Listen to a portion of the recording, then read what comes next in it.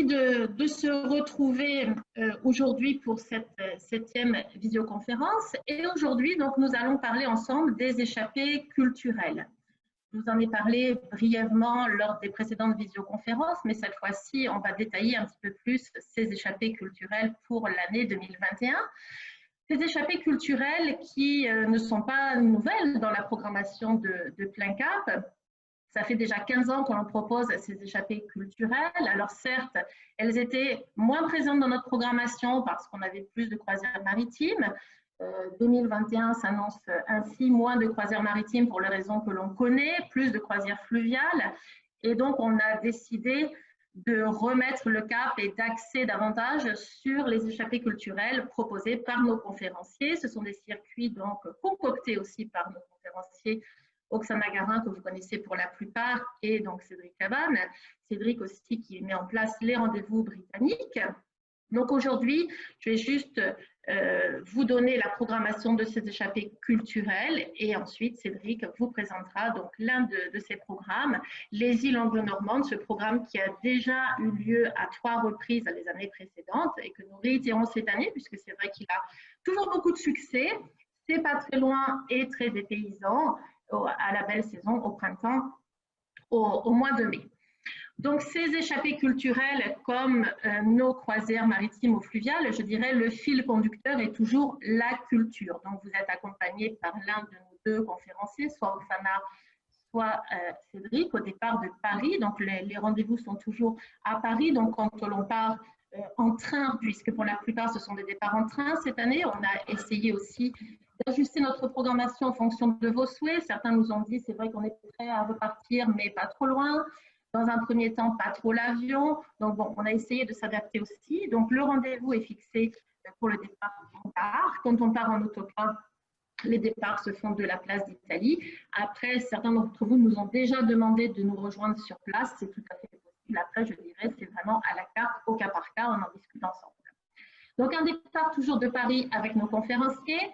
Nos conférenciers ont choisi aussi pour toutes ces échappées culturelles des petits hôtels, des hôtels de charme et la plupart du temps au cœur des villes pour pouvoir être libre, je dirais, lorsque vous avez des petits moments de temps libre ou le soir si vous souhaitez ressortir ou quelque chose comme ça. Pour les échappées culturelles, généralement, elles font 2 ou 3 nuits. Nous avons volontairement choisi un seul hôtel pour éviter le désagrément des déménagements, de transport de bagages, etc. Donc, je dirais que c'est un confort, une quiétude avec un seul hôtel. Pour des circuits un peu plus longs, je pense notamment au circuit vers Chypre ou bien Zagreb et Ljubljana, il y a 2 hôtels. Mais bon, c'est vrai qu'on essaie de rester 2 ou 3 nuits dans chacun de ces hôtels. Le rythme de ces échappées culturelles, puisque vous m'avez aussi plusieurs fois posé la question, est-ce que c'est fatigant? Est-ce que l'on marche beaucoup? Donc, rassurez-vous, ces échappées sont adaptées à nos passagers, à nos participants. C'est un rythme très tranquille qui allie donc la découverte culturelle avec nos conférenciers, des guides locaux en plus, bien entendu. Donc, un rythme tout à fait paisible et pas trop de marche à pied. Et enfin, la question qui se pose toujours, le nombre de participants. Donc, ce sont des groupes entre 15 et 25 participants, donc, ce qui permet une découverte vraiment optimale avec votre guide plus votre conférencier lors de ces petites balades, je dirais. On va passer en revue rapidement, avant de laisser la parole à Cédric, à la programmation donc, de ces échappées. Donc, la première, ça ne veut plus marcher. Voilà, la première au printemps mise en place par Cédric, c'est la découverte de l'île d'Aphrodite, la très belle île de Chypre, donc à une saison tout à fait agréable au mois d'avril. Donc on a essayé en quelques jours de faire un condensé pour cette découverte de l'île de Chypre, en arrivant donc sur l'aéroport, donc là c'est en avion, sur l'aéroport de Larnaca, à la découverte des principaux monuments, des monuments classés aussi par le patrimoine mondial de l'UNESCO à Chypre, et aussi la découverte des 2 parties de Chypre, c'est ce qui est tout à fait intéressant. La plupart d'entre vous connaissent la partie grecque, la partie sud, mais notre circuit, notre escapade nous permettra de découvrir aussi la partie nord de Chypre. Je vous rappelle que tous nos programmes, vous les retrouvez bien entendu sur notre site internet et on est à votre disposition aussi pour pouvoir vous les envoyer par courrier. Parmi les échappées, et celle-ci, vous ne l'aviez pas puisqu'elle est tout juste née, ou en tout cas elle est en gestation, c'est l'escapade lyonnaise, Histoire et culture au Pays des Gaunes. C'est une échappée aussi concoctée par Cédric. Donc le programme sera disponible dans quelques semaines. Nous travaillons activement dessus. C'est la découverte donc de la ville de Lyon, mais sous le côté culturel et sous le côté aussi insolite, avec la visite bien sûr du très beau musée, nouveau musée de Confluence. Et aussi, il faut bien dire, région natale de Cédric. Nous continuons avec les escapades britanniques, avec un programme aussi concocté par Cédric au printemps, jardin et château du Sussex. Donc, c'est un départ de Paris en train. Donc, le train qui va nous mener donc, vers le Royaume-Uni à la découverte donc, des villes de Canterbury, le château de Leeds, la ville de Chartwell, Brighton. Et nous découvrirons au cours de ce périple donc anglo-saxon, jardin et château, donc sous la conduite toujours de guides locaux et de Cédric. C'est la découverte du sud-est de cette région de la Grande-Bretagne. On aura l'occasion d'en reparler plus en détail lors d'une prochaine visioconférence avec Cédric. Ensuite vient la magie des îles anglo-normandes, accompagnée aussi par Cédric, donc un départ de Paris jusqu'à Saint-Malo. On prend le ferry donc, qui va nous permettre de rejoindre ces îles anglo-normandes, aussi bien donc Jersey, Guernesey que Sercq. Et donc, on va visiter ces îles en passant de l'une à l'autre avec le ferry, mais en gardant l'avantage d'un seul hôtel. Donc ça, je ne m'étends pas plus sur le programme culturel de celle-ci, puisque Cédric va en parler dans quelques secondes. Ensuite, une escapade concoctée par Oksana Garin pour la découverte du Berry. Donc, c'était prévu cette échappée à l'automne 2020. Pour les raisons que l'on connaît, celle-ci a été reportée à 2021, donc à mai. C'est une région qui est chère au cœur d'Oksana, puisqu'elle réside une partie de l'année dans cette région. Et cette échappée donc, nous permettra de découvrir quelques châteaux de cette très belle région qui est le Berry. Donc, entre autres, le château de la Bussière, le château de Menetou-Salon, Noirlac, le château d'Aine-et-le-Vieil avec ses superbes jardins.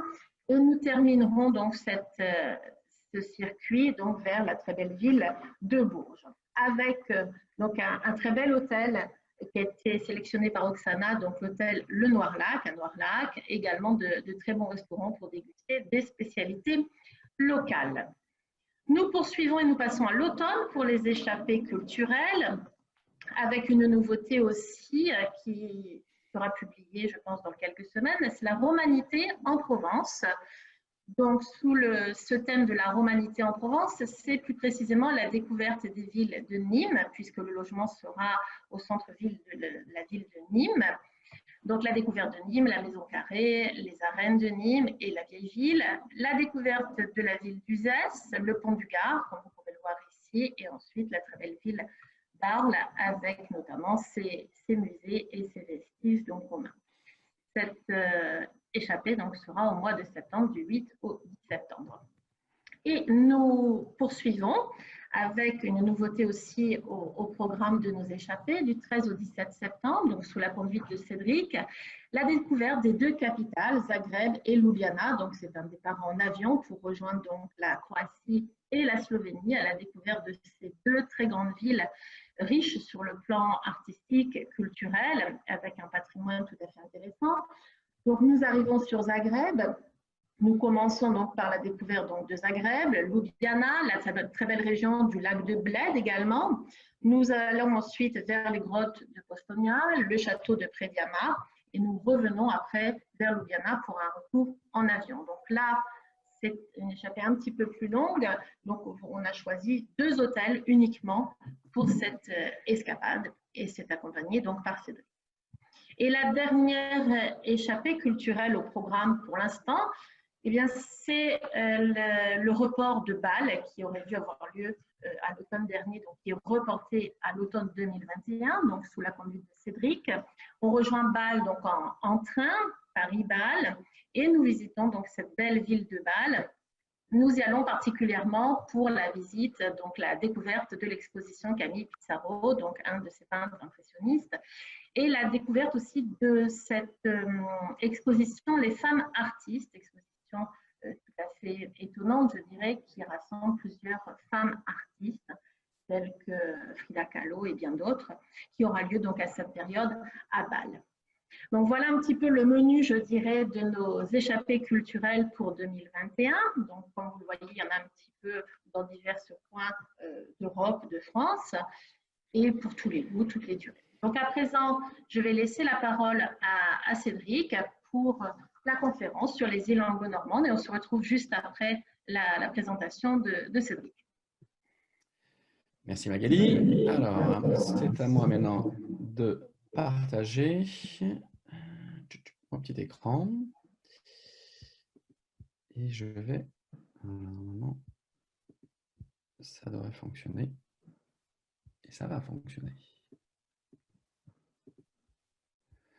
Alors Magali, je te laisse veiller à ce que tous les micros soient coupés. Et je vais commencer bien, tout simplement déjà en vous disant bonjour. Et je suis content évidemment de vous retrouver ce matin pour parler de ce voyage. On l'a intitulé La magie des îles anglo-normandes. Ces îles, ce petit archipel, là je vous montre une carte à droite de l'image. Une carte où on voit bien, ce petit archipel qui est, on va dire, lové dans la Manche, une enclave d'ailleurs dans les eaux territoriales françaises. Je vous montrerai dans un petit instant avec une autre carte. Ces îles, donc ces îles anglo-normandes, c'est une sorte de paradis verdoyant, un peu posé sur la mer. Son nom, en tout cas en français, son nom évoque justement cette double personnalité normande et britannique. Alors, pour les amoureux de la Bretagne, on va dire que les paysages sont un petit peu plus familiers. On a le relief granitique qui est adouci. On a une végétation tout à fait luxuriante, beaucoup de fleurs, quasiment toute saison, parce que voilà, on bénéficie là d'un des effets du Gulf Stream. Elles ne sont, ces îles, bien sûr, pas inconnues, ces îles anglo-normandes. Elles ont été l'objet de batailles, de conquêtes entre les puissances riveraines de la Manche. Elles ont aussi un patrimoine très riche, très varié, qui sont justement le témoignage des différentes vagues de migrants, des migrants qui ont trouvé là ce dont ils avaient besoin, alors soit un refuge politique, soit un refuge religieux, voire économique. On va dire qu'il y a un enrichissement tout à fait notable pendant les derniers siècles. Et cet enrichissement, c'est celui des résidents, mais aussi de ceux qu'on appelle les non-résidents. Cet enrichissement n'a pas effacé toutes les traditions. C'est vrai qu'on est dans ces îles, dans cet archipel, on n'y est pas tout à fait en France, on n'est pas non plus au Royaume-Uni. La langue normande, elle est surtout présente de nos jours dans la toponymie. Les voitures, par exemple, sont absentes sur une des îles, c'est l'île de Sercq, donc une sorte de tradition qui n'a pas changé. Et c'est finalement, on pourrait dire, un émerveillement, un total épaysement auquel on vous invite pendant ce voyage, à finalement seulement 1h30 de navigation de Saint-Malo. C'est vraiment, vous allez voir, un archipel, une magie particulière sur ces îles.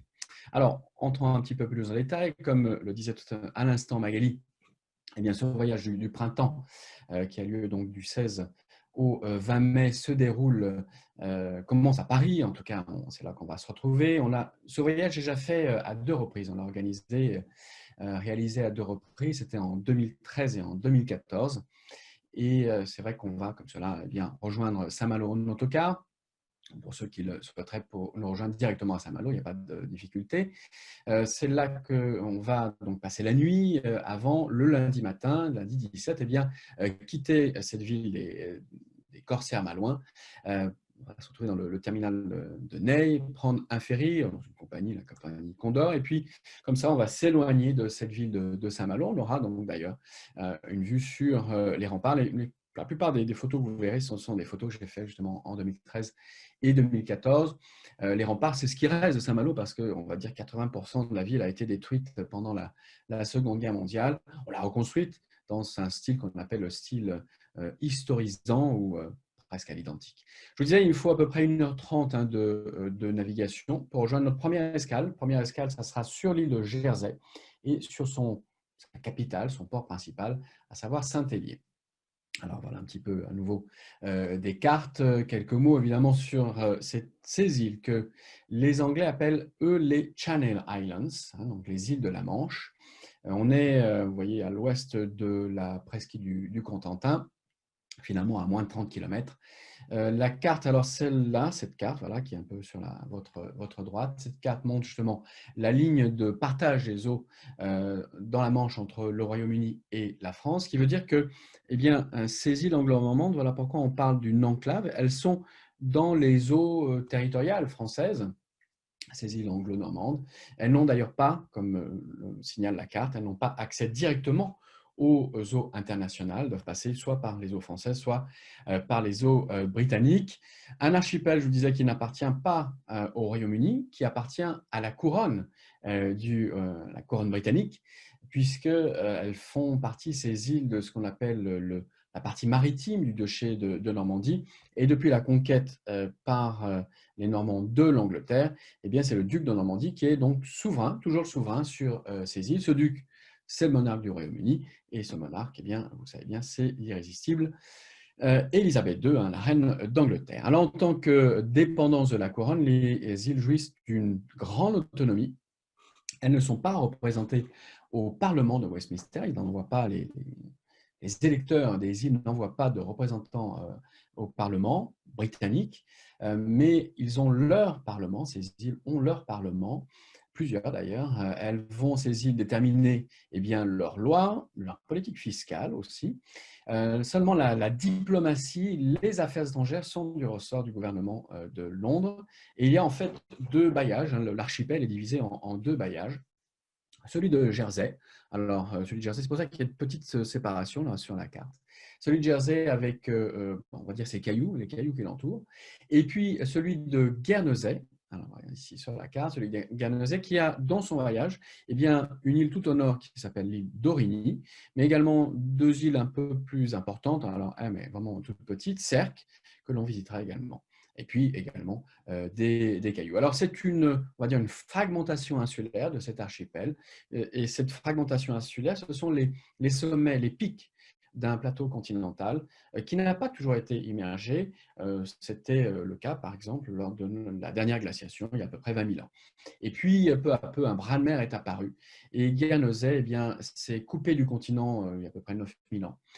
Jersey, un peu moins, 8 000 ans avant notre ère. Voilà, donc la mer a entouré ces îlots. Alors, je vous disais, c'est donc par Jersey qu'on va commencer notre visite. Jersey qui est la plus grande des îles de l'archipel, 120 km², 20 km d'est en ouest, 10 km du nord au sud. C'est l'île également la plus peuplée puisqu'on va y compter jusqu'à 100 000 habitants. Et ce bailliage de Jersey, eh bien, c'est également est divisé alors, en 12 paroisses.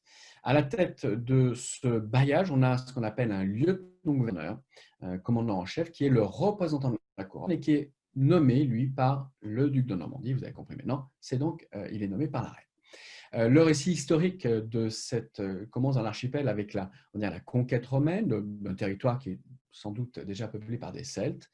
Et puis, finalement, cet archipel va garder un double rôle tout au long de son histoire. Ce double rôle, c'est à la fois une étape, un lien commercial, et puis l'autre rôle, c'est finalement de défendre une zone, de défendre une région. Hein, et il faut garder cette position pour contrôler cette région. Alors les îles sont christianisées et puis elles vont être conquises par les Vikings. Les Vikings qui vont d'ailleurs y laisser une trace tout à fait visible jusqu'à nos jours, puisque la terminaison du mot Jersey, Guernesey, donc des deux principales îles, eh bien, cette terminaison en EY, ça vient directement de la langue des Vikings, hein, du vieux norrois. Hein, c'est donc ce Y, ça voulait dire Oi, c'est l'île. Alors, vous savez qu'on a ce fameux traité de Saint-Clair-sur-Epte qui va faire qu'un autre viking, Rolf Rollon, va devenir le vassal du roi de France et voilà, c'est l'ancêtre des ducs de Normandie. Et dans cette mouvance du duché de Normandie, eh bien, on va avoir dès le Xe siècle justement ces îles qu'on appellera plus tard anglo-normandes.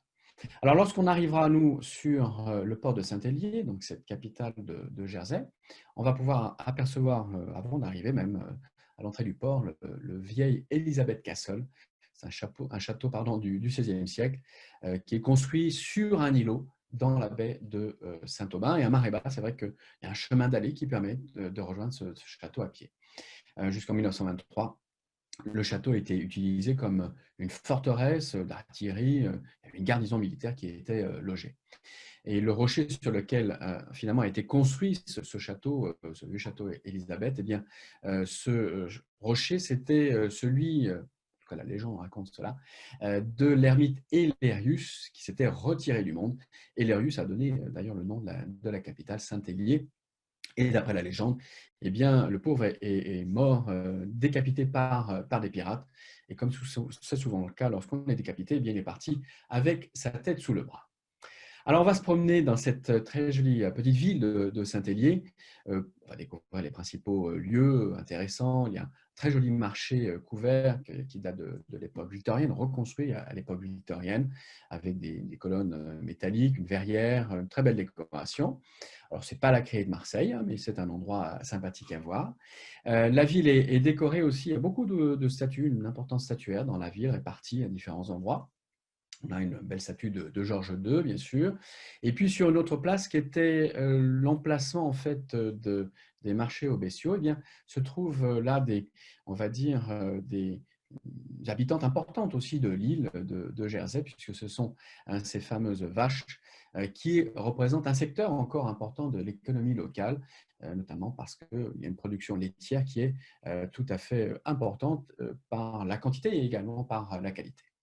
Une autre belle et impressionnante statue, un ensemble statuaire en tout cas, a été installé sur ce qu'on appelle la place de la Libération.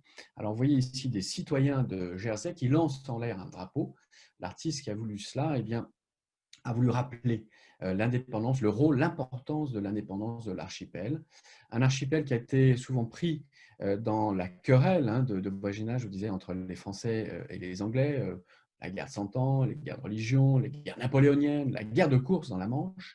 La dernière tentative d'occupation française, on l'a fait remonter à 1781, lorsque, c'est ce qu'on appelle la bataille de Jersey, elle est menée, tentative d'invasion est menée par un baron, le baron de Rulécourt, mais c'est le dernier échec. Alors, les Allemands, eux, pendant la Seconde Guerre mondiale, auront, on va dire, plus de facilité, puisque les îles ont été démilitarisées avant leur arrivée, et ce qui veut dire qu'ils vont prendre ces îles sans mener un seul combat. Ça sera vraiment une première dans l'histoire des îles. La moitié, d'ailleurs, de la population va également choisir de s'exiler. En particulier, on voyait les enfants avant l'arrivée des Allemands, ces enfants qui partent en Angleterre. Et l'occupation va être très, très dure pour les insulaires, puisque les Allemands vont là loger quelques 35 000 soldats de la Wehrmacht, installer des systèmes de fortification, faire construire d'ailleurs par des prisonniers de guerre et des déportés également. Une économie de prédation qui est mise en place surtout à partir de 1943 va détourner en fait l'essentiel de la nourriture. Les insulaires vont être bien réduits à des rations alimentaires drastiques. On considère qu'ils avaient droit à un quart de litre de lait par famille et par semaine. On a recours à des substituts alimentaires. Alors, on va comme cela essayer de torréfier des glands de chêne pour en faire du café. On va fumer les feuilles de rosier pour en faire du tabac. Je ne suis pas sûr que ce soit terrible. L'occupation a duré plus de 1700 jours, 1773 jours. Et la libération, eh bien, elle a lieu le 9 mai 1945. Elle fait toujours l'objet, chaque année, bien sûr, d'une célébration tout à fait haute en couleurs. Alors, l'archipel a beaucoup changé après-guerre.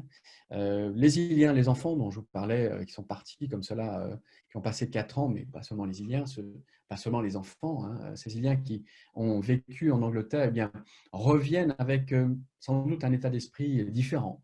Ils vont introduire des réformes qui étaient nécessaires pour mettre fin à des rigidités, à des archaïsmes. Alors la pêche, l'agriculture continue à jouer un rôle important, mais le tourisme qui s'était déjà développé depuis le début du XXe siècle va continuer à progresser. Et c'est surtout à partir des années 60 que l'activité financière va connaître un véritable décollage au point de devenir ces îles anglo-normandes un centre financier offshore, au point de ne pas rejoindre la communauté économique européenne en 1974, lorsque le Royaume-Uni a finalement été autorisé à le faire. Et de nos jours, Jersey, avec quelques 24 banques, quelques 230 fonds d'investissement, à plus de 400 milliards d'euros déposés et investis à travers ces structures financières.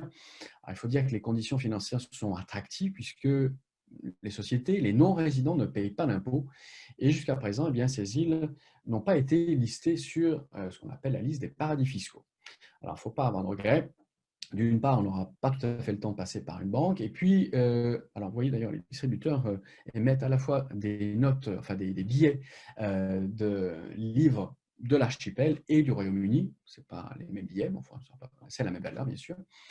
Surtout pour lutter contre l'évasion fiscale, eh bien, à partir de l'an prochain, il y aura plus de transparence. Donc, le secret bancaire va commencer à disparaître à partir de 2021. Donc, voilà, les listes des propriétaires d'entreprises enregistrées sur les îles, ce qui va changer un peu la donne, dont je vous disais, pas de regret. Alors, en se promenant dans les îles, eh bien, notre guide va sans doute attirer notre attention sur les plaques des rues, les panneaux indicateurs. C'est là qu'on trouve encore les traces du normand insulaire, cette langue régionale, alors qui n'est plus parlée, on va dire, que par les derniers mohicans hein, de ces îles, mais le jerseyais, le guerneseyais et le serquiais font partie de ce patrimoine, le patrimoine des îles. Je vous disais, l'anglais est devenu la langue dominante, celle de l'administration. Regardez un petit peu quand on se promène. Alors, c'est un récupérateur d'objets à recycler. Donc là, vous voyez papier et magazine. Et puis, les bouteilles, les boîtes en plastique. Hein. Et lorsqu'on arrive par avion, on comprend tout à fait ce qui est écrit. Hein. Soyez les bienvenus à Jersey, mais en normand insulaire. Je vous disais, l'anglais est devenu la langue dominante, celle de l'administration, celle de l'éducation, surtout après la Seconde Guerre mondiale. Et c'est aussi la langue des résidents britanniques hein, qui sont devenus plus importants pour des raisons fiscales, pour des retraités de l'Empire sont venus également s'installer dans les îles. Alors la toponymie a encore gardé certains noms. Par exemple, il y a la baie dite de Bonne Nuit hein, qui existe sur l'île de Jersey. Mais vous voyez, on a des noms de rues qui ont changé, hein, mais on voit encore les anciens noms français, en tout cas, qui apparaissent. Et alors, un dernier clin d'œil sur les insulaires, puisqu'ils ont leur langue.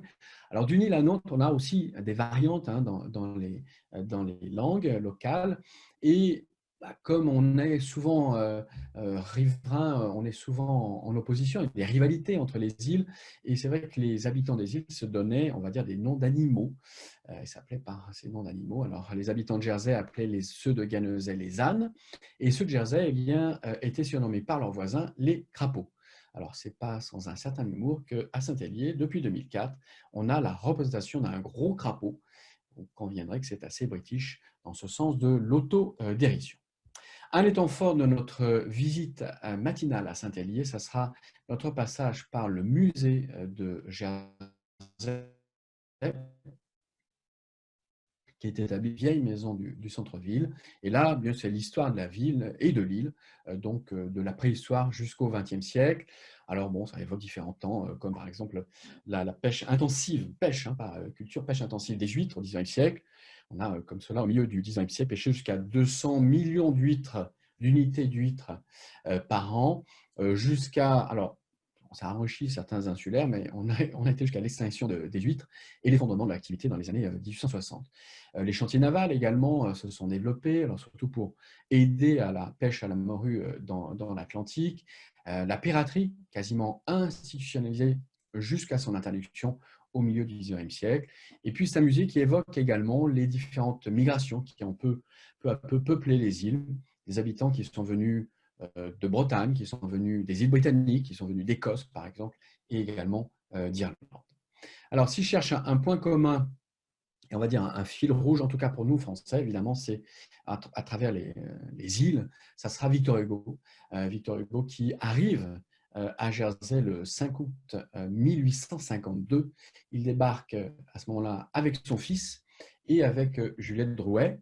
Il est accueilli sur l'île de Jersey par son épouse et déjà par une soixantaine de proscrits. Les exilés du Second Empire, voilà ce qu'il dit d'ailleurs en arrivant. Je vous remercie de votre fraternelle bienvenue. Je la rapproche avec attendrissement de l'adieu de nos amis de Belgique, parce qu'il est d'abord, il s'était d'abord exilé en Belgique. J'ai quitté la France sur le quai d'Anvers et je la retrouve sur la jetée de Saint-Hélier. Alors, les exilés du Second Empire ne sont pas les premiers à trouver refuge dans les îles anglo-normandes. Elles ont une longue tradition d'accueil.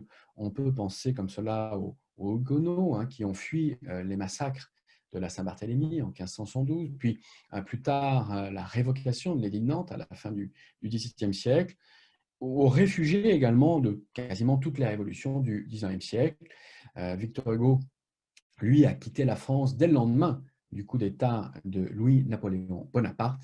Il s'est réfugié, je vous disais, dans un premier temps en Belgique, et c'est là qu'il écrit et qu'il publie son premier, on va dire, pamphlet qui s'appelle Napoléon, qu'il intitule Napoléon le Petit, bien sûr en parlant de Louis-Napoléon Bonaparte. Alors, d'après le journal de sa fille Adèle, on sait qu'il se promène beaucoup sur l'île de Jersey, mais Jersey, c'est aussi une terre d'inspiration pour Victor Hugo. Il a beaucoup écrit, notamment 90 poèmes qui seront publiés dans son ouvrage Châtiment, où justement il laisse éclater sa haine pour Napoléon III et son régime. Alors depuis Jersey, Victor Hugo n'est pas un exilé, on va dire, silencieux, c'est un penseur, hein. Il imagine les États-Unis d'Europe sans frontières, sans douane, sans guerre ni armée, sans prolétariat. Il veut anéantir l'ignorance, la misère. Il va s'opposer par exemple à la guerre en Crimée. Il va soutenir, alors ce n'est pas lui-même le rédacteur, mais il soutient ceux qui ont écrit une lettre adressée à la reine Victoria contre la peine de mort. Et pour cela, il reçoit le 27 octobre 1855, c'est-à-dire 3 ans après l'île de Jersey, il reçoit une notification d'expulsion. Il doit partir et donc il partira pour Guernesey. Il part toujours avec Juliette Drouet et on va faire la même chose, alors pas avec Juliette Drouet, mais on va comme cela, après le déjeuner, prendre le ferry et rejoindre l'autre bailliage de l'archipel, celui de Guernesey. Alors on prendra comme cela un cap vers le nord-ouest, on passera au large de Sercq, de Djetou, de Herm, qui sont plus proches, je disais, de Guernesey, qui sont sur la façade orientale. Et c'est là que se trouve cette capitale de Guernesey. Alors c'est en anglais Saint-Peter Port, on traduit bien sûr par Saint-Pierre-Port. Guernesey, c'est une plus petite île, hein, 2 fois plus petite, 62 km². Elle est un peu plus peuplée proportionnellement par rapport à Jersey. Il y a 62 000 habitants, voilà, donc une plus grande densité de population. Et en arrivant dans le port, on pourra apercevoir, dès notre arrivée, le Castle Cornet, alors qui est un petit peu là, voilà, en arrière-plan. On verra, je vous montrerai d'autres photos. On aura le temps de visiter le lendemain. En arrière-plan, on a surtout une ville qui est un petit peu organisée on va dire en étagée. Les maisons sont étagées en amphithéâtre sur plusieurs collines au-dessus du port, comme cela de Saint-Pierre-Port. C'est une ville de 20 000 habitants, une petite ville, pardon. Victor Hugo disait de Guernesey que c'est un morceau de France tombé dans la Manche et ramassé par l'Angleterre. On va quitter ce ferry, on va se promener en autocar pour quitter même la ville cette ville donc, de Saint-Pierre-Port, et pour se promener déjà, pour avoir un premier aperçu un petit peu de cette île de Guernesey. Vous verrez qu'on est seulement à 48 km des côtes françaises, mais on circule à gauche, comme vous pouviez vous en douter. On va donc profiter de cet après-midi pour se familiariser avec cette île, un petit peu avec les différentes côtes. Vous verrez que quand on va dans le sud, on a plutôt des côtes assez abruptes, hein, des falaises qui tombent dans cette mer, d'ailleurs souvent avec des très très belles couleurs d'eau turquoise. On a également beaucoup plus de récifs, hein, dans le sud. Et puis surtout, alors, dans le nord, une côte plus douce, plus sablonneuse dans le nord. Et puis surtout, vous verrez, alors ce sera encore plus vrai au printemps, il y a beaucoup, beaucoup de fleurs. On voit des fleurs sur toutes leurs formes, ça soit des paniers suspendus dans les villes, dans les villages, dans les hameaux, des champs d'orchidées, des sentiers de falaises bordés de fleurs sauvages. Il y a des jardins à la française, des jardins à l'anglaise. j'ai un souvenir, puisque je vous disais que je suis déjà allé 2 fois sur ces îles, un souvenir de ces îles de Guernesey, c'est un souvenir olfactif, c'est celui de l'ail sauvage, lorsqu'on se promène justement dans les sentiers en allant vers les falaises, les sentiers des sous-bois. Et puis un autre souvenir, alors c'est un coup de cœur parce que c'est une fleur que je retrouve fréquemment lorsqu'on se promène dans le sud des îles britanniques, dans les îles Sorlingues, un petit archipel tout au sud des îles de la Cornouaille, des Cornouailles, également en Cornouailles. On leur trouve cette plante, j'en ai même dans mon jardin, j'en ai planté, il y en a également à Cambridge, ce qu'on appelle les échiums de Pininana. Vous avez ici à l'image, ouais, ici et ici, voilà, les échiums de Pininana.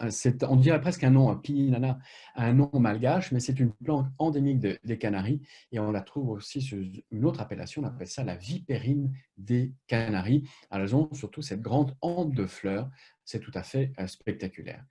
Il faut dire aussi qu'on a une moyenne des températures sur les îles anglo-normandes qui est supérieure à celle des îles britanniques, donc des conditions qui sont idéales pour l'horticulture, qui est une activité de longue date, une activité commerciale à Guernesey.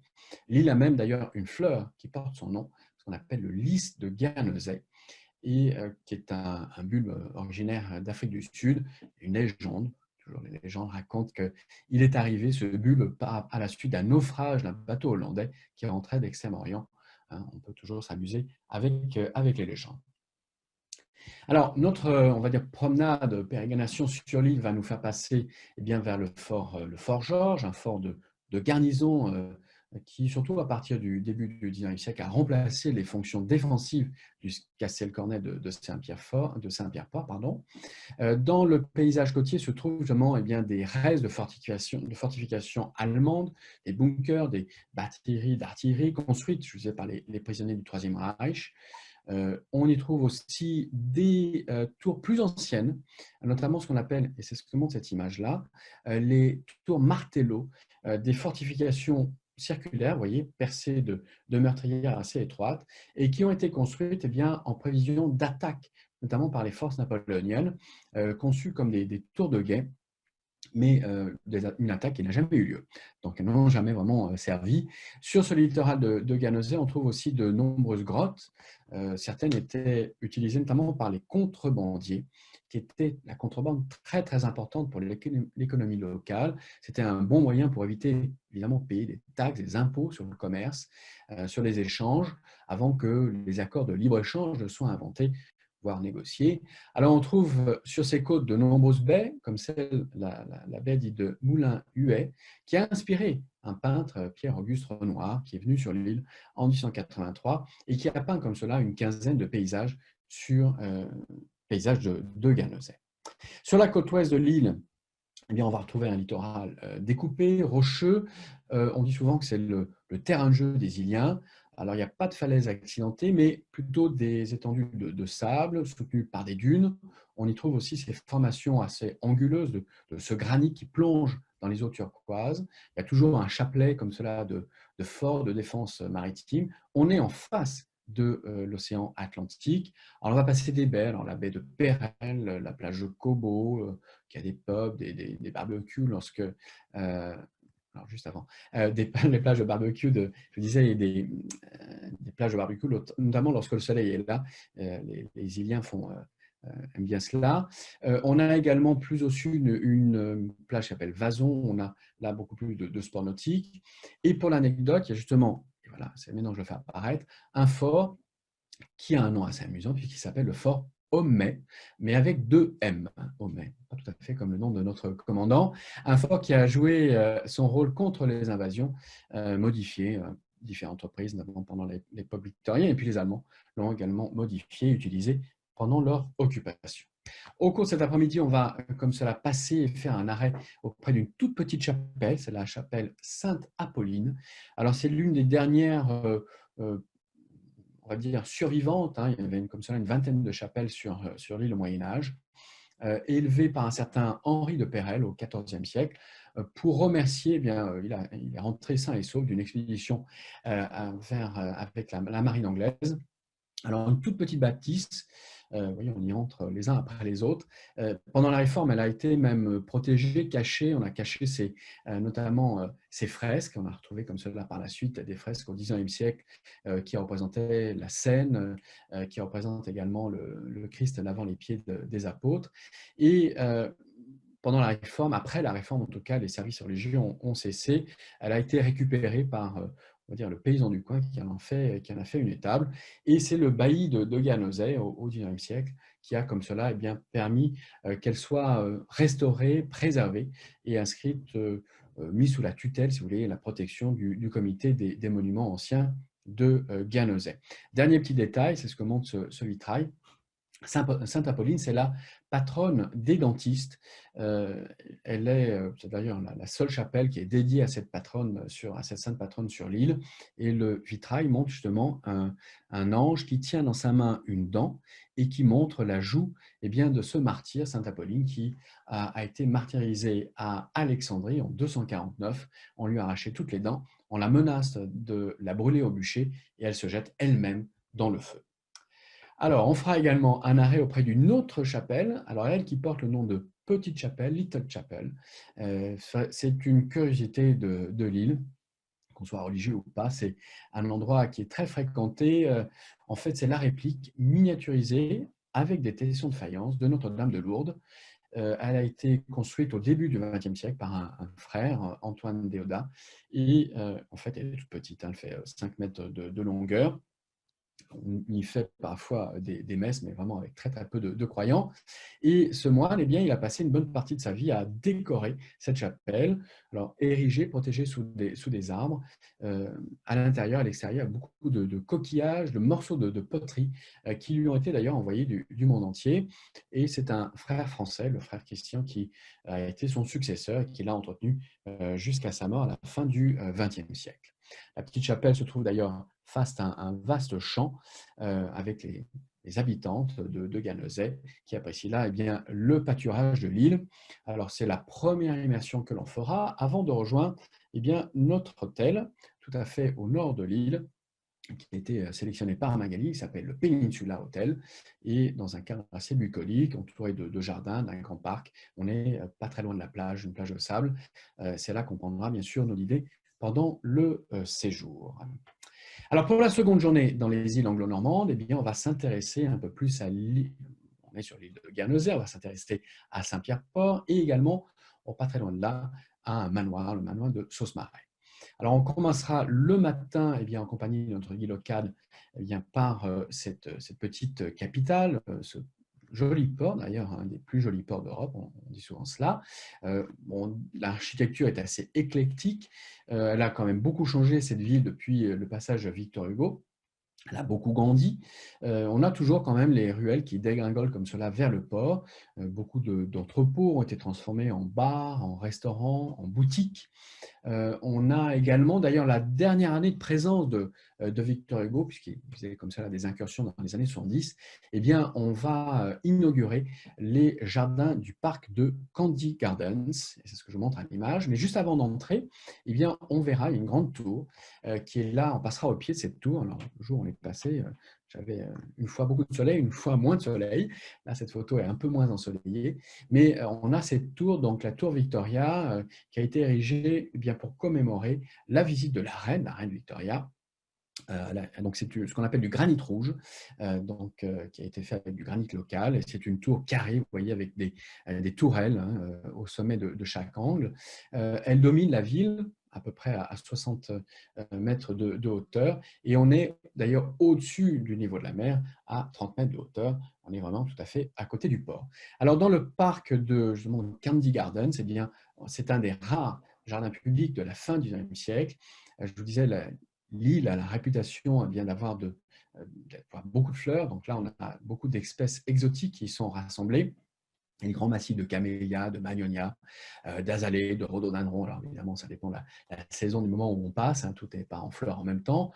On se promène au milieu de terre-pleins avec des pelouses très soignées. Bon, ça, c'est l'héritage britannique. Des bassins, des parterres de fleurs également.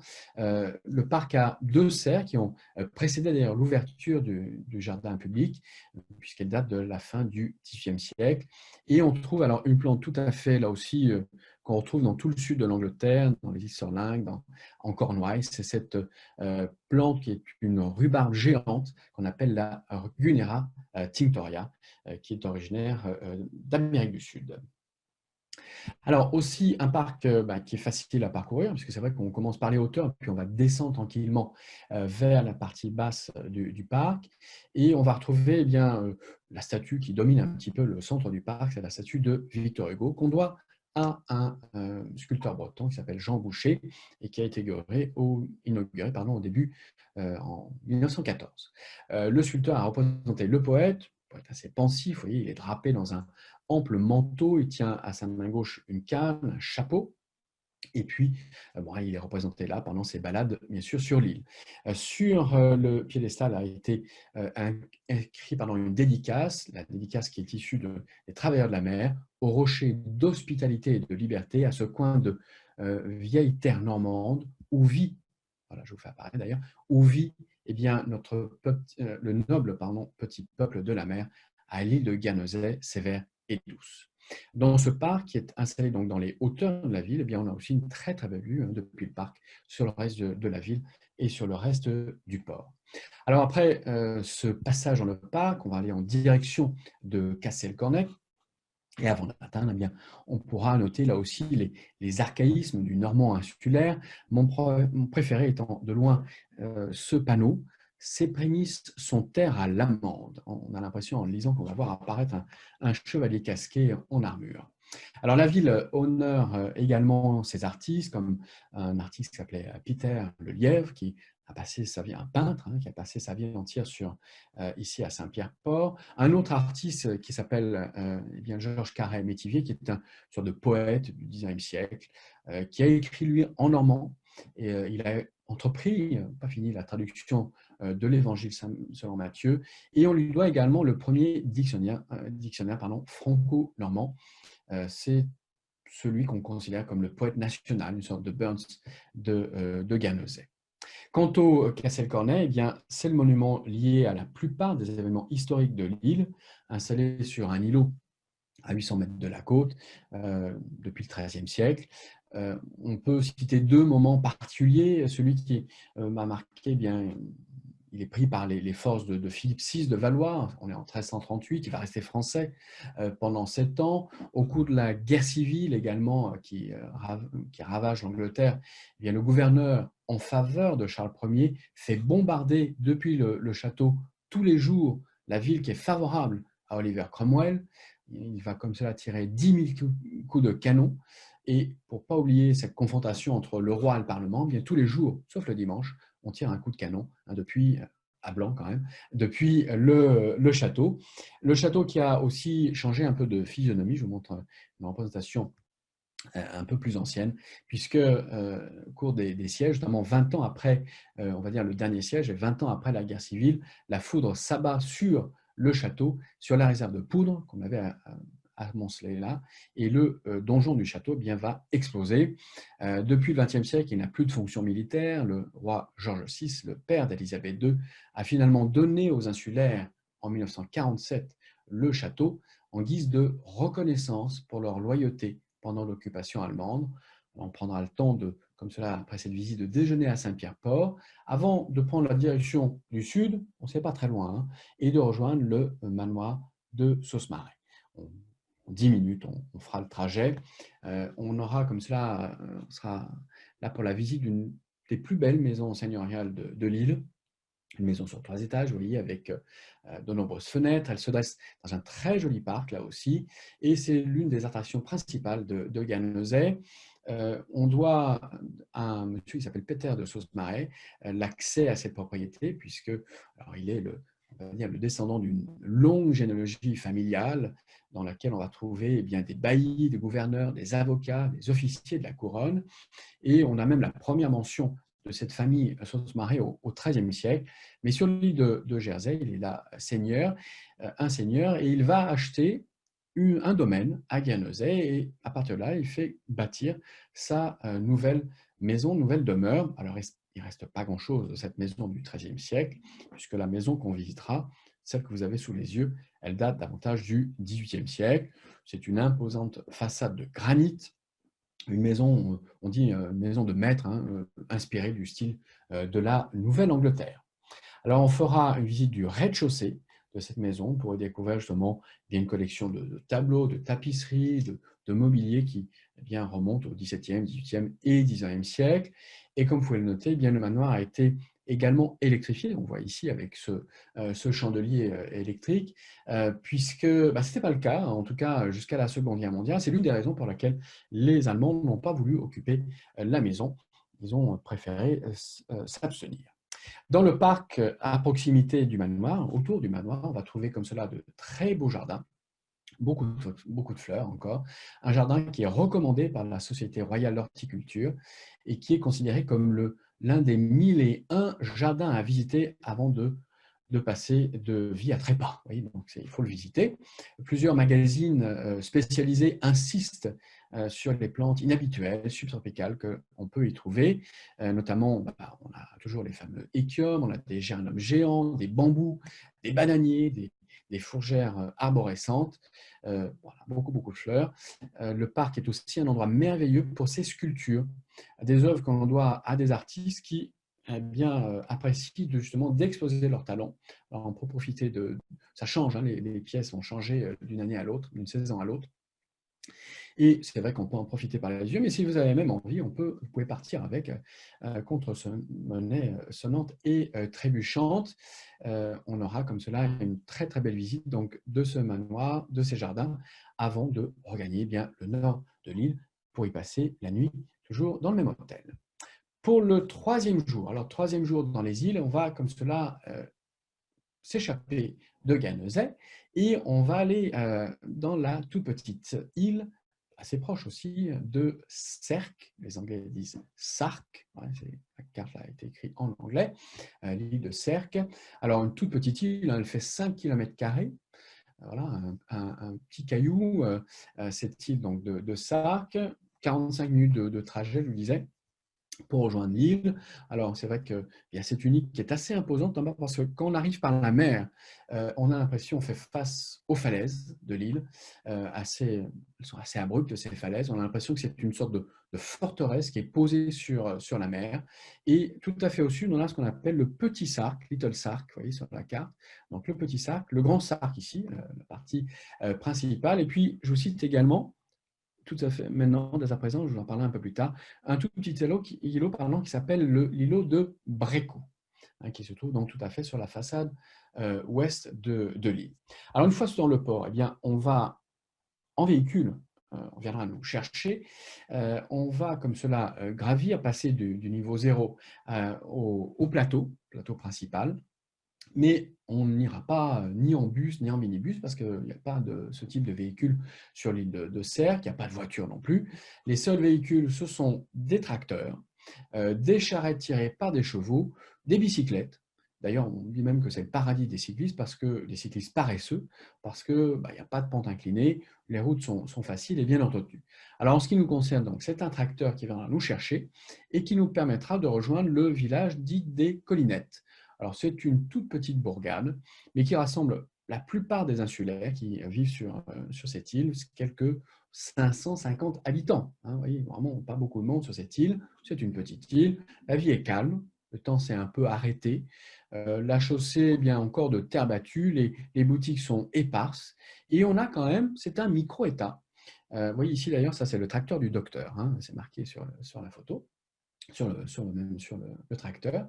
Un micro-État, puisque un État qui a son assemblée législative, sa centrale électrique, son école, son église et également sa prison. Alors l'histoire de Sercq, c'est l'histoire des îles anglo-normandes, déchirées entre le pouvoir français et celui des Anglais. L'intervention française au XIVe siècle a provoqué le dépeuplement de l'île et il a fallu, eh bien, il y a aussi des pirates qui se sont installés, ce qui fait que pendant un siècle et demi, il y a quasiment eu très, très peu d'habitants. Et c'est un seigneur de Guernesey qui s'appelle Hélier de Carteret qui va coloniser à nouveau l'île avec une quarantaine d'hommes au XVIe siècle, avec l'assentiment bien sûr du duc de Normandie. Il va diviser le territoire en 40 propriétés. Elles existent toujours, ces propriétés, parce que le droit de succession, eh bien, qui a longtemps reconnu le droit d'aînesse, l'interdiction du divorce aussi, a évité les divisions, les regroupements de propriétés. Alors en tant que visiteur, eh bien, on pourra comme cela visiter et surtout aller voir ce qu'on appelle les jardins de la seigneurie, ce château, petit château du seigneur de l'île, Christopher Beaumont, c'est le 23e seigneur de Sercq. Et là, eh bien, on a beaucoup de fleurs, des jardins à la française, reconnus là aussi par la Société royale d'horticulture, avec un jardin fermé, un jardin potager, un fruitier, un jardin sensoriel, une roseraie et un labyrinthe. Au cours de l'excursion, on va déjeuner au village afin de prendre quelques calèches à cheval pour rejoindre le sud de l'île et un paysage tout à fait spectaculaire, puisqu'on ira voir ce qu'on appelle la coupée, cet isthme qui rejoint donc le corps principal de Sercq à la petite Sercq, avec bien, on va dire un endroit tout à fait, cet isthme est tout à fait escarpé, unique. C'est une crête de falaise de 60 mètres qui tombe dans les eaux turquoises. Et dans son passage le plus étroit, eh bien, on a seulement 85 mètres de largeur. Alors le petit Sercq a toujours été une terre dédiée à l'agriculture, même si au XIXe siècle, on a essayé d'exploiter un filon d'argent, une expérience qui a duré une dizaine d'années grâce à des mineurs venus des Cornouailles, mais qui s'est arrêté brutalement. Pas de chance, le bateau chargé de minerais a coulé et puis les mines ont été inondées, elles étaient en dessous du niveau de la mer. On pourra bien entendu se promener sur l'isthme. Depuis le début du XXe siècle, on a sécurisé cet isthme, on a construit notamment, on voit bien, une balustrade. Les gens locaux racontent qu'avant la construction de cette balustrade, par grand vent, les enfants devaient marcher à quatre pattes pour bien, entreprendre le passage de cet isthme et surtout pour éviter d'être emportés par le vent. C'est sans doute une légende. Depuis la coupée, on a également une vue sur justement le petit îlot. Alors, vous voyez ici, c'est cet îlot, l'îlot de Brécou, qui est un îlot d'1 kilomètre carré sur la rive occidentale de Sercq. Alors, c'est un îlot un peu particulier, je vous en parle parce que bon, c'est une anecdote surtout, c'est une propriété privée, celle des frères Barclay, vous avez ici à l'image, la photo date des années 2000. Les frères Barclay, ça n'a rien à voir avec la banque Barclays, c'est quand même la 17e fortune britannique. Ils sont les propriétaires du Ritz, du journal The Telegraph, donc ça a été un des employeurs d'un formidable journaliste qui s'appelait Boris Johnson. Ils sont résidents de Monaco et les jumeaux, puisque ce sont des jumeaux, David et Frédéric, eh bien, ont acheté l'îlot comme ça en 1993. Ils y ont fait construire ce petit château néo-gothique, alors pour la bagatelle de 60 millions de livres sterling, une petite baraque avec 92 pièces, un plafond inspiré par la chapelle Sixtine, pardon, et malgré, on va dire, leur rôle d'investisseurs sur les îles, ils ne sont pas tout à fait en odeur de sainteté, notamment parce qu'ils ont essayé de s'attaquer à certaines traditions et au régime féodal de Sercq, donc ça n'a pas très, très bien passé. À la fin de la visite de Sercq, eh bien, on va reprendre nous le ferry et on va rejoindre comme cela Guernesey. Ça sera pour notre dernière nuit sur l'île de Guernesey. Et pour cette dernière matinée, pour le jeudi 20 mai, eh bien, on a gardé un petit peu la pièce de résistance, à savoir la visite de la maison Hauteville, la maison de Victor Hugo. Alors, c'est un peu un territoire français parce que cette propriété a été léguée par les héritiers de Victor Hugo en 1927 à la ville de Paris. Elle est restée telle que Victor Hugo l'avait meublée et décorée, et disons qu'il avait apporté un soin particulier à ces aspects. Je vous disais donc, il est d'abord passé par Jersey, et puis il arrive comme cela à Guernesey, eh bien, le 31 octobre 1855. Il arrive à Saint-Pierre-Port. Alors, l'accueil, s'il n'est pas chaleureux, est au moins respectueux. Vous voyez, la réception a été bonne. Foule sur le quai, silence mais sympathie, apparente du moins, cette sympathie. Toutes les têtes se sont découvertes quand j'ai passé. Je t'écris avec une vue admirable sous les yeux, même dans la pluie et le brouillard, l'arrivée à Guernesey est splendide. Alors, l'accueil, je vous disais, voilà, et respectueux. Pour des raisons pratiques, il va d'abord à l'hôtel. Il n'y a pas encore de location. Il va à l'hôtel. Juliette Drouet, d'ailleurs, qui est avec lui, prend une chambre dans un autre hôtel. Et puis, il va louer une maison rue Hauteville pour sa famille, une maison qu'il va acheter un peu plus tard avec Juliette, où elle résidera. En particulier, lui, eh bien, il achètera une autre maison qui est juste à côté, 38 rue Hauteville. Un achat de cette maison, l'achat est possible parce que eh bien, il a une somme rondelette. Il a gagné beaucoup d'argent avec la publication des contemplations qui vont comme cela payer un petit peu c'est l'achat de cette maison sur les hauteurs de Saint-Pierre-Port, bien sûr, avec une très très belle vue sur voilà, la vue un petit peu qu'on peut avoir depuis les hauteurs de cette ville, de cette maison, pardon, et la hauteur de cette ville, oui, c'est ça. La famille Hugo va emménager assez vite dans cette maison, mais les travaux, eux, vont continuer pendant plus de 6 ans, parce que Victor Hugo alors, se plaint à la fois de la longueur des travaux, mais il est quand même largement responsable de cela. C'est lui qui décide des aménagements, et des aménagements qui sont, on va dire, pour le moins uniques dans cette maison. Ils seront, ces aménagements, un petit peu le reflet de sa passion pour l'art, pour l'architecture, pour le design, pour son penchant, on va dire, pour une forme d'avant-gardisme, notamment celui de recycler des meubles d'occasion, des objets excentriques.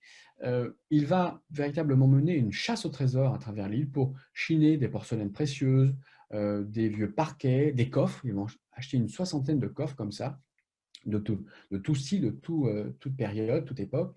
Et puis, il va les transformer, les détourner pour la plupart de leur fonction première. On a des nappes, des tapis qui sont mis sur les murs, sur les plafonds, des portes qui deviennent comme cela des tables. Il pense sa maison comme une sorte d'espace pour surprendre, pour éduquer et remettre en cause le rôle de chaque objet.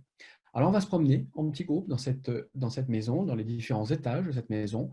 Là où vous avez une photo qui représente le rez-de-chaussée, la salle à manger, avec notamment ici un double H qui est fait en céramique de Delft. Le double H, eh bien, c'est bien sûr Hugo, le H de son nom, et celui de Hauteville, la rue. Parmi les objets étranges, eh bien, on a également cette chaise surmontée d'un dais avec une chaîne ici. Cette chaise, si vous voulez, c'est le sanctuaire des ancêtres défunts. Alors, c'est un peu particulier, c'est dans la salle à manger, c'est un peu particulier de prendre son repas avec les sortes d'hôtels pour les défunts. Au premier étage, on arrive dans un paradis de couleurs, d'opulence. Finalement, c'est en contraste par rapport au rez-de-chaussée qui est plus gothique et plus sombre. Au premier étage, on a 2 salons, le salon bleu et le salon rouge. Et on retrouve là aussi un mélange d'influences orientales, néerlandaises, françaises, avec des objets assez bizarres, mais bon, tout prend sa place, on va dire, dans l'univers de Victor Hugo. Cet étage donne également accès à un jardin d'hiver, une façon de faire entrer la nature dans la maison. Et on va dire, malgré une grande variété d'éléments qui composent ces 2 salons, eh bien, il y a une forme d'harmonie. Au deuxième étage encore au-dessus, eh bien, on va trouver des meubles massifs dans ce qu'on appellera la galerie de chêne. Au fond de la pièce, il y a, alors, vous voyez ici, au fond de cette image, un lit à baldaquin, assez impressionnant, assez imposant. Et puis de l'autre côté, alors derrière cette photo, voilà, ça correspond à cette petite photo ici, il y a donc un grand bureau avec 3 chaises qui est conçu comme une sorte de tribunal pour ce que Victor Hugo a imaginé comme finalement sa chambre mortuaire. Bon, il dort très peu dans cette chambre, de toute façon, il a très peu dormi dans cette chambre, à part lors d'un épisode de maladie de gorge où il est alité en 1861. Il préférait une autre chambre, plus petite, au 3e et dernier étage, celle qui est tout à fait à proximité de son cabinet de travail, et dont il accède à ce 3e étage par une porte dérobée. Nous, on a l'escalier principal, bien sûr, pour monter, pour accéder au 3e étage. Alors, vous verrez que ce 3e étage a été aménagé par une verrière qu'a voulu Victor Hugo. Alors bon, ce n'était pas très idéal pour, on va dire, la température de la pièce, mais idéal pour avoir une très très belle vue. Alors, son bureau est là, puisqu'il écrivait apparemment debout, et c'est là qu'il a terminé Les Misérables, c'est là qu'il a écrit également Les Travailleurs de la mer, qui rendait hommage, bien sûr, à l'île où il vivait. On dit aussi qu'il avait de là un très intéressant poste d'observation sur notamment la maison de sa maîtresse. En arrière-plan, eh bien, juste derrière cette verrière, il y a justement cette toute petite chambre dans laquelle voilà, il se reposait la plupart du temps, avec une décoration, avec des panneaux d'inspiration chinoise qu'il a lui-même peint. Et puis, la maison a été restaurée comme son jardin en 2002 pour le bicentenaire de la naissance du poète. On va retrouver là les plantes, les arbres que Victor Hugo avait voulu installer dans un jardin qui profite d'un microclimat exceptionnel. C'est aussi dans le jardin qu'il exprimait régulièrement une générosité toute philanthropique, puisque 2 fois par semaine, il recevait une vingtaine d'enfants, des familles pauvres de son voisinage, pour leur offrir un repas. Tout au long de l'année, il leur offrait des vêtements aux déshérités de l'île, des cadeaux aux enfants pour Noël. Refusant l'amnistie qui lui est proposée dès 1859, il va devenir ce qu'on appellera un exilé volontaire, alors que les membres de sa famille, les uns après les autres finalement, vont rejoindre le continent.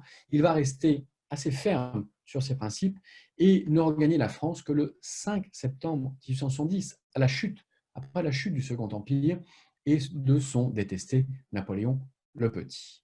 Alors nous, on fera la même chose après cette magnifique visite et un déjeuner sur l'île. Eh bien, on prendra le chemin du retour vers Saint-Malo et bien sûr vers Paris. Et le guide de conclusion, et avant de se retrouver, j'espère bien, pendant ce séjour sur les îles anglo-normandes, eh bien, je vous recommande, si ce n'est déjà fait, la lecture du Cercle littéraire des amateurs d'éplucheurs de patates. Alors, c'est un petit roman, enfin, assez important, d'une écrivaine américaine, surnommant d'ailleurs, qui évoque plusieurs facettes de la Seconde Guerre mondiale sur l'île de Guernesey. Ce roman eh bien, est un petit peu arrivé dans les mains par hasard, lors d'un dîner chez des amis, et le week-end dernier, je suis tombé aussi par hasard sur l'adaptation cinématographique de ce roman. Le titre a un petit peu changé, mais il m'a fallu quelques minutes pour faire le rapprochement. Mais je vous conseille les deux, et on pourra, j'imagine, en parler pendant le voyage.